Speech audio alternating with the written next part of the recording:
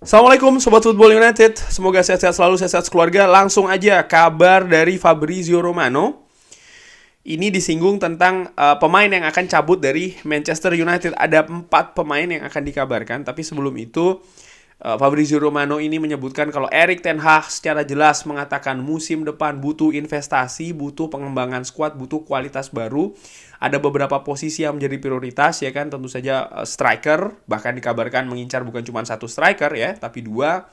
Lini tengah masuk juga dalam daftar, walaupun urutan kedua ya, lalu juga pemain belakang dan juga kiper. Jadi sebenarnya ada beberapa posisi, artinya Erik ten Hag jelas membutuhkan investasi.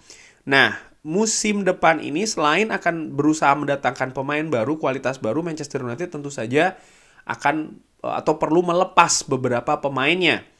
Disebutkan oleh Fabrizio Romano, Eric Bailly, Alex Telles, Axel Tuanzebe, Phil Jones ini akan cabut ya. Phil Jones tentu saja sudah cabut, Axel Tuanzebe pun juga demikian. Eric Bailly akan kembali dari masa peminjamannya, Alex Telles pun juga demikian. Sehingga ya harus dicari dulu nih klub yang berminat mendatangkan dua pemain ini dengan harga yang pas juga. Selain pemain-pemain tersebut, ada 4 pemain yang disinggung oleh Fabrizio Romano yang akan gue bahas secara ringan amatiran. Nomor 1 yang disebutkan adalah Wout Weghorst. Pemain ini dikabarkan tidak akan diperpanjang ya, artinya dipermanenkan. Pemain ini pemain Burnley statusnya, akan kembali walaupun ada beberapa klub yang berminat. Everton dikabarkan berminat untuk mendapatkan Wout Weghorst. Lalu ada klub dari Spanyol, tidak disebutkan secara spesifik, ini juga berminat dengan Wout Weghorst. Menurut gue bagaimana?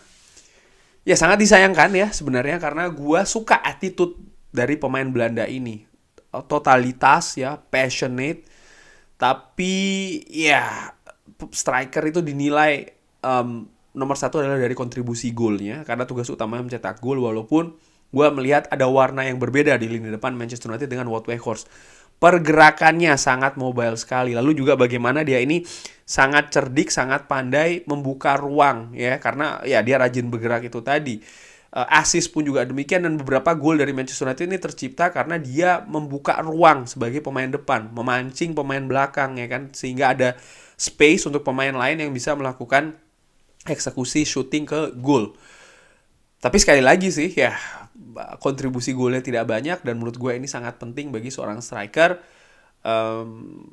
Ya gue secara pribadi mengucapkan terima kasih Wout Weghorst dan semoga sukses di klub barunya ya, pemain Belanda ini yang juga membutuhkan menit bermain yang tinggi untuk tetap menurut gue ya memelihara kesempatan berada di skuad oranye tim nasional Belanda. Nama kedua yang disebutkan oleh Fabrizio Romano adalah Kapten Harry Maguire. Pemain ini sebenarnya sempat didekati oleh beberapa klub di musim dingin kemarin, walaupun Manchester United mengatakan tidak. Erik ten Hag mengatakan tidak pada saat itu karena ya kompetisi sedang berjalan. Erik ten Hag butuh kedalaman terutama di lini belakang. Tapi di musim panas ini nampaknya akan ada peluang yang besar cabut. Erik ten Hag akan melakukan pembicaraan ya dengan sang pemain ini terkait dengan masa depannya. Kalau menurut gue, nampaknya akan ada peran yang berbeda nih yang akan ditawarkan oleh Erik ten Hag. Artinya, Harry Maguire tidak lagi menjadi pilihan pertama atau bahkan pilihan kedua. Ini harus dipertimbangkan dengan sang pemain terkait dengan masa depannya dan juga peluangnya bermain di tim nasional.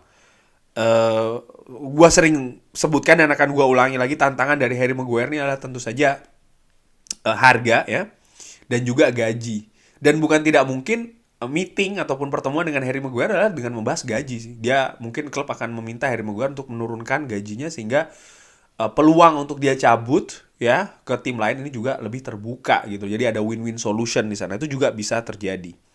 Nama ketiga adalah Dean Henderson.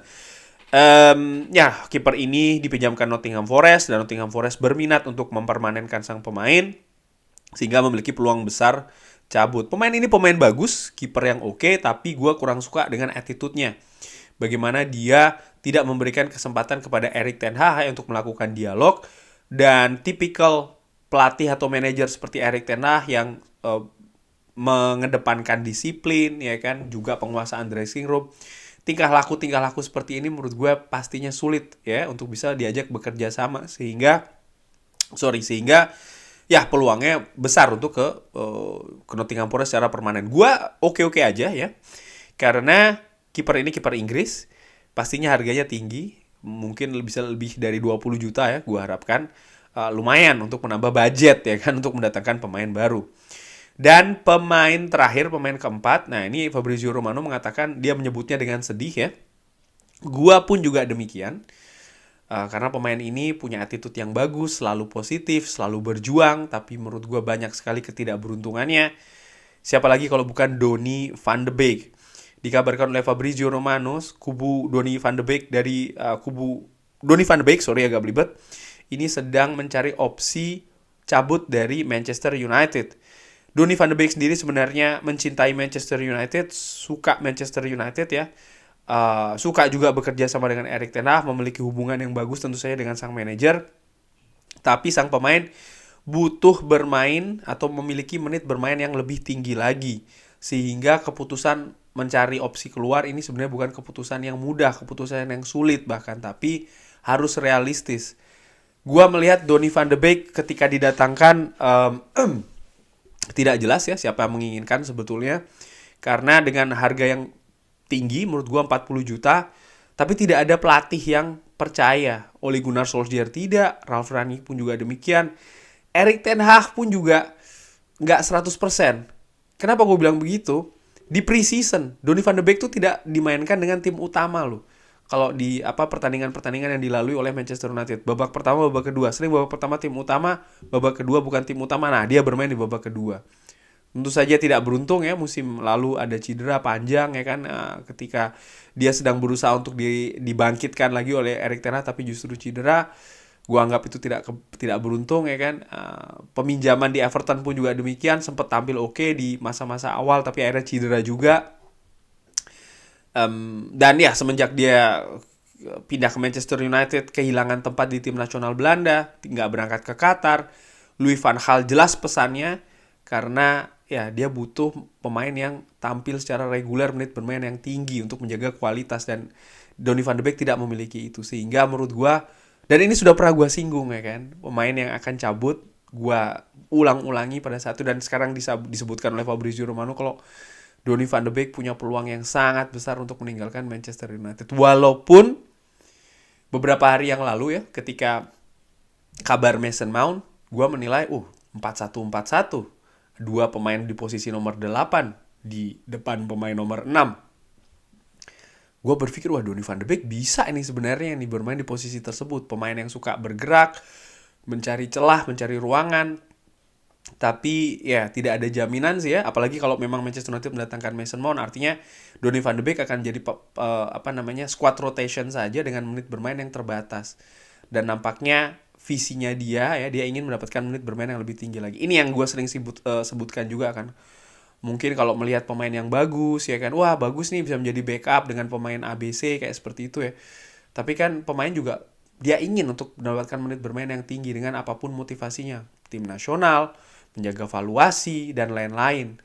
Dan ketika itu tidak terjadi ya mereka pasti tidak suka ya, menit bermainnya berkurang begitu. Dan ini menurut gue yang juga terjadi dengan Donny van de Beek, yang sekali lagi attitude-nya sebenarnya sangat positif.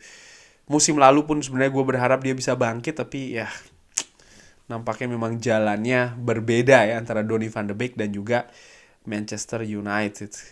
Kurang lebih demikian kabar dari Fabrizio Romano. Gue ambil sumbernya dari videonya. Ada komentar mengenai kabar-kabar tersebut, drop di kolom komen.